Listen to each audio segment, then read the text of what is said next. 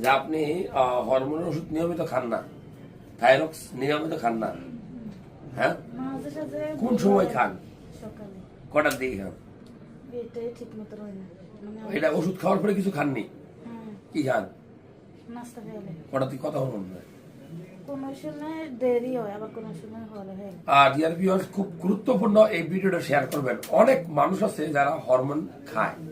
Hormone কি? Thyrox, যে এটা হলো ওষুধ না, এটা হলো হরমোন।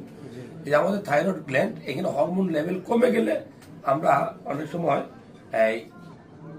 আমরা থাইরক্স, হ্যাঁ, বা থাইরক্সিন, এই হরমোনটা আমরা দিয়ে থাকি।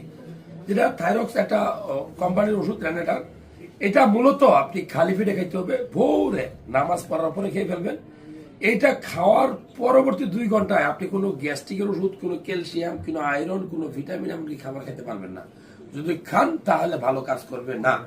আর যদি কোনো কারণে এক ডোজ মিস করেন, পরের ডোজ এটা খেয়ে ফেলবেন। কারণ এই থাইরক্স হরমোনটা আমাদের শরীরে 7 দিন পর্যন্ত থাকে। তাহলে আপনি যে ওষুধ খাইছেন, নিয়মিত খান নাই, যখন লেভেল বেড়ে গেছে, ডাক্তারের পরামর্শ ছাড়া এই হরমোন বন্ধ করা ঠিক না, বুদ্ধিমানের কাজ না, খুব খারাপ। এটার থেকে কিন্তু স্ট্রোক করে মানুষের বুদ্ধি কমে যায়। হ্যাঁ, কারণ থাইরক্স খুব ইম্পর্টেন্ট জিনিস আমাদের। এই থাইরক্সিন, থাইরয়েড গ্ল্যান্ড থেকে যে হরমোনগুলো বের হয়, এগুলো আমাদেরকে নিয়ন্ত্রণ করে, রেগুলেট করে। বুঝতে পারছেন? তাহলে ভুল ছিল। হ্যাঁ।